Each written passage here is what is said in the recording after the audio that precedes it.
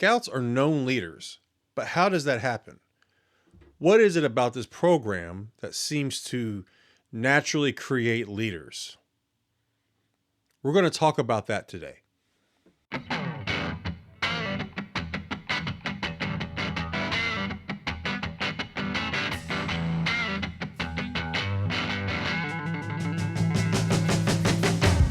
Welcome to Scouting on Purpose, the only podcast for leaders looking to grow and improve their unit. I'm your host, Mark Cherry, and I am passionate about the scouting program. And in my 10 years, I have learned a few tips and strategies that, when used, will improve your unit, because a quality program is no accident.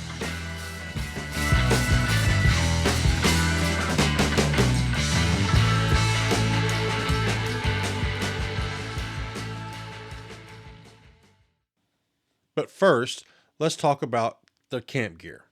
Today's camp gear is the hatchet. Now, I know it can be controversial to have a hatchet at camp, but quite honestly, every camp should have at least one hatchet. Hatchets are very personal, like mine are very old school looking. Wooden handles, carbon steel blades, very old school looking. But there are some that are newer with metal handles or fiberglass handles. It's whatever you prefer. But every camp needs to have a hatchet. I mean, how else are you going to process your campfire wood? There are other ways, but the hatchet just makes it so much easier. And not to mention, some of the scouts could probably use that to burn off some of that excess energy. So that's today's camp gear, a hatchet. Scouts BSA is known for making leaders, and it's kind of ingrained in every aspect of scouting. I mean, it is scout led after all. Or in the name, led would be a leader. We give them the ideas of leadership, and then we step back out of the way and allow them to practice those skills. Take, for example, a good servant leader serves the ones that he leads. We tell them that, and then the senior patrol leader, his job is to be available to help instruct and mentor those younger scouts. Leadership is also in our scout law and our scout oath. A scout is trustworthy, and that's a great leadership characteristic. I mean, we all have bosses that we wish were living by the scout oath and the scout law. Unless you're an Eagle Scout and you are a boss, which kudos to you, follow that oath and law every day. In our patrol method, we ease those scouts into the leadership position.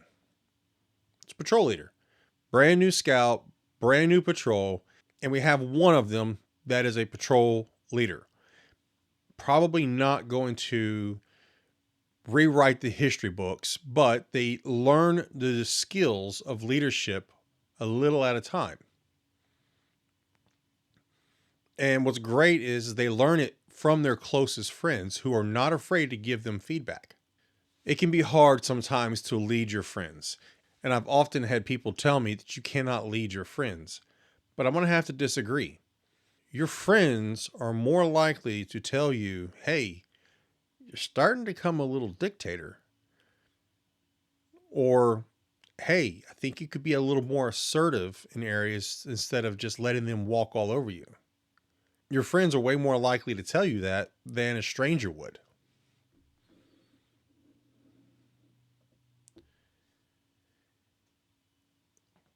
Scouts BSA, being primarily in the outdoors, gives the scouts the opportunity to develop self-confidence. For example, rock climbing, rappelling, canoeing, going on a hike, having to lead that hike. It gives those scouts those shots of encouragement, the enthusiasm to want to lead, to be able to get out in front. Now, it's easier to lead a hike than it is to lead a brand new project. Having small pieces or having smaller tasks like a hike or a canoe trip or a rock climbing adventure is a great way for them to ease their way into leadership skills. Take, for example, the EDGE method. Explain, demonstrate, guide, and then enable. As the scout progresses through their ranks, they have to teach younger scouts. That is a leadership position. Teaching is a leadership position. A lot of times your older scouts will help the younger scouts learn how to cook, how to tie knots, how to use their knives, how to use a compass and a map. That is a leadership position. It's all in the advancement. In fact, for some advancements, they have to teach those skills.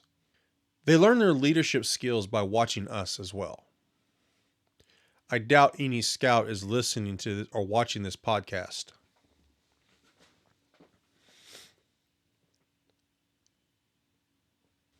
We have the hardest job in scouting, and that is being a leader. Those scouts are watching us.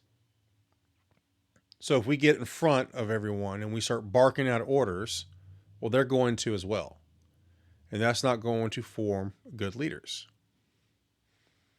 On the same token, if we sit down and do nothing and allow chaos to pursue, that is also not being a good leader.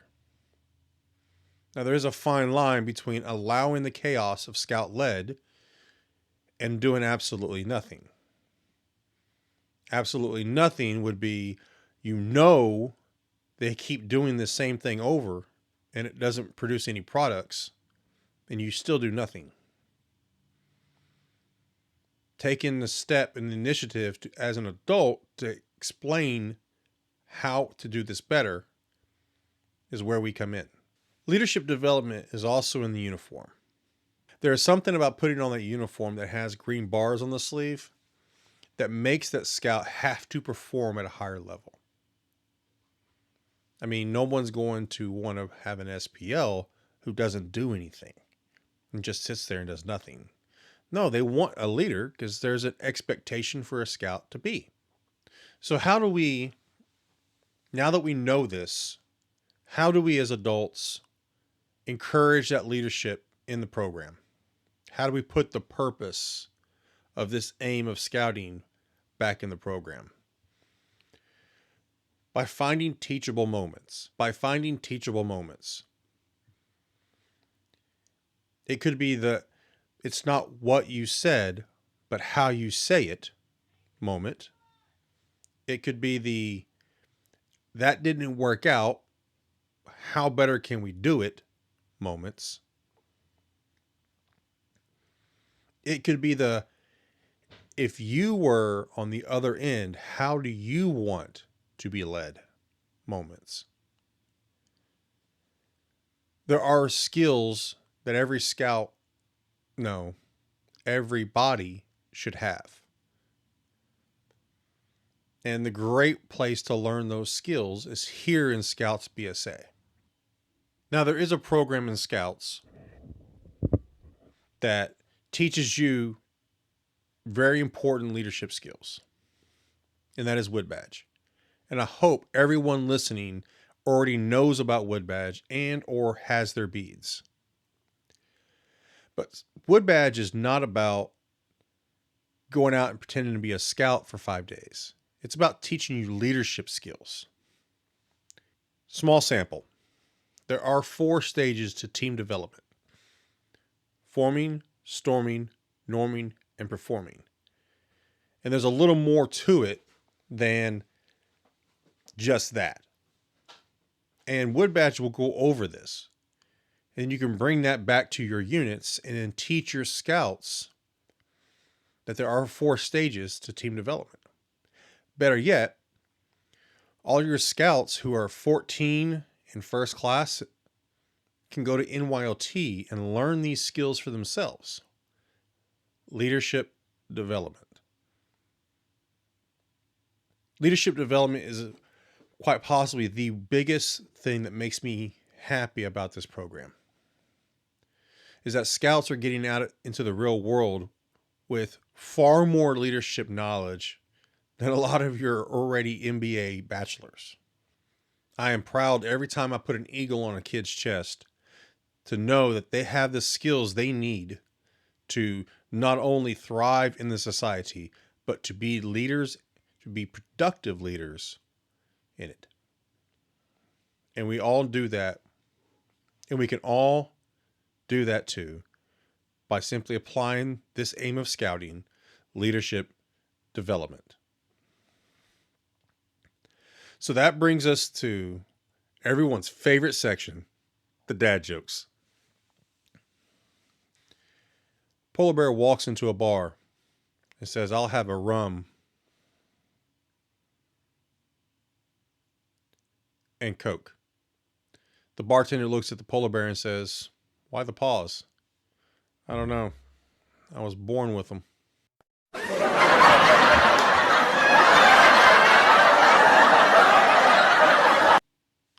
What do you get when you cross a vampire and a teacher? Lots of blood test.